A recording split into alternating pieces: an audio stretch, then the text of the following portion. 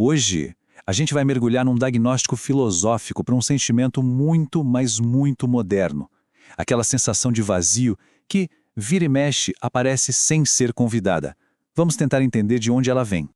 Pensem um pouco nisso. Aquele projeto enorme no trabalho, a promoção esperada, a viagem dos sonhos. A gente consegue e, por um instante, ufa, que alívio, que sensação boa. Mas, e depois? O que acontece quando a adrenalina passa? É exatamente essa a questão que a gente vai explorar. É importante já começar dizendo uma coisa. Esse sentimento não é uma falha de caráter. Não é um problema pessoal. É uma experiência super comum no nosso mundo. Uma espécie de cansaço da alma que parece estar em todo lugar. Então, em vez de ignorar, vamos tentar olhar para isso de frente. Para encontrar uma explicação, a gente precisa voltar um pouco no tempo, até um filósofo chamado Arthur Schopenhauer. Ele tinha uma ideia bem radical. Na base de tudo, do universo inteiro, não está a razão ou um plano divino, mas sim uma força muito mais caótica e fundamental, que ele chamou de a vontade. E essa definição é a chave de tudo. Atenção, não estamos falando da nossa vontade, do nosso eu quero. Schopenhauer fala de uma energia cósmica, uma força que simplesmente deseja, sem um porquê, sem um objetivo final. É um motor que move tudo o que existe, desde uma planta crescendo até aos nossos pensamentos. E essa vontade tem umas características bem específicas.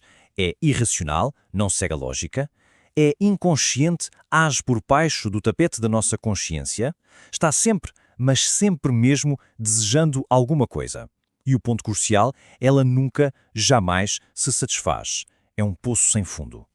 E aí a matemática dele fica bem clara, ainda que um pouco sombria. Se a força que move a vida é um desejo que nunca acaba, então a condição padrão da vida é a falta. A gente está sempre sentindo falta de algo, e sentir falta, na sua essência, é uma forma de sofrimento. Certo. Mas como é que esse sofrimento todo aparece no nosso dia-a-dia? Para explicar isso, Schopenhauer nos deu uma das metáforas mais poderosas e famosas de toda a filosofia. A imagem é essa. A gente não está destinado a encontrar um lugar de descanso feliz e permanente. Pelo contrário, estamos presos num balanço constante entre dois extremos.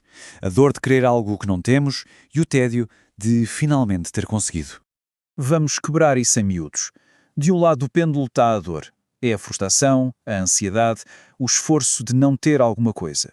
Do outro lado, quando a gente finalmente consegue, vem o quê? O tédio. Aquele vazio que se instala quando o desejo se acalma e a vontade, por um breve momento, não sabe para onde ir. Fica claro o ciclo? E aqui vem uma ideia que, por mais estranho que pareça, pode ser libertadora. Aquele sentimento de vazio depois de uma grande conquista não significa que há algo de errado com a gente. Segundo Schopenhauer, é assim que o jogo funciona. É a regra básica da condição humana. A partir daqui, essa filosofia começa a desmontar algumas das nossas crenças mais preciosas, principalmente as ideias que temos sobre felicidade e propósito de vida. Para Schopenhauer, essas coisas não são objetivos que a gente pode realmente alcançar. São, na verdade, construções da nossa mente. São as histórias que a gente se conta para conseguir suportar a pressão sem fim da vontade. São ferramentas de sobrevivência, não verdades absolutas. Então, se esse é o diagnóstico, qual seria o tratamento? É muito importante entender que Schopenhauer não oferece curas ou uma receita para a felicidade. Ele só sugere alguns caminhos para encontrar um alívio temporário desse sofrimento.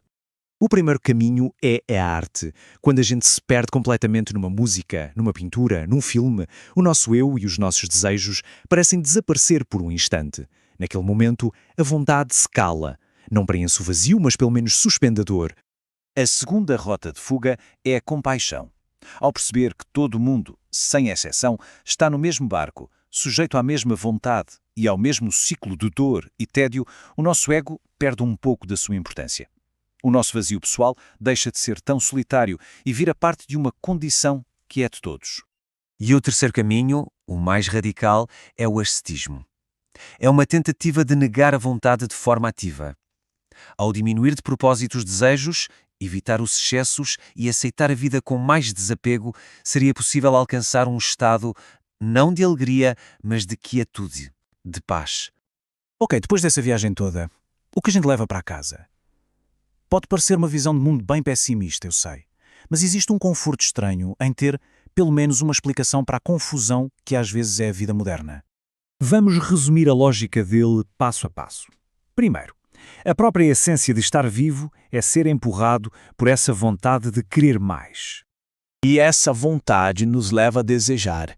E como a gente viu, desejar é o mesmo que sentir falta de algo, o que é, na prática, sofrer. Mas quando a gente finalmente satisfaz um desejo, o sofrimento não vira felicidade permanente. Ele abre espaço para o vazio do tédio.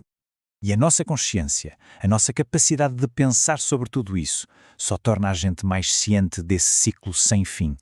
Portanto, ser consciente é também sentir essa dor. Para aguentar o tranco, a gente cria um sentido da vida. Mas, nessa visão, isso é uma ilusão.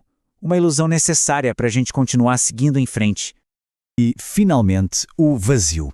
Aquele sentimento do começo da nossa conversa. O que ele é, então? Ele é a lucidez. É o que sobra quando as ilusões falham e a gente enxerga a existência como ela é, nua e crua, sem anestesia. E a reflexão que fica é exatamente esta. Talvez o objetivo da filosofia não seja sempre encontrar uma resposta que nos faça sentir bem. Talvez seja encontrar uma explicação que faça sentido. Para muita gente, só o facto de entender a mecânica por trás dos sofrimentos já é, por si só, uma forma bem estranha de alívio. Obrigado por acompanhar esta análise.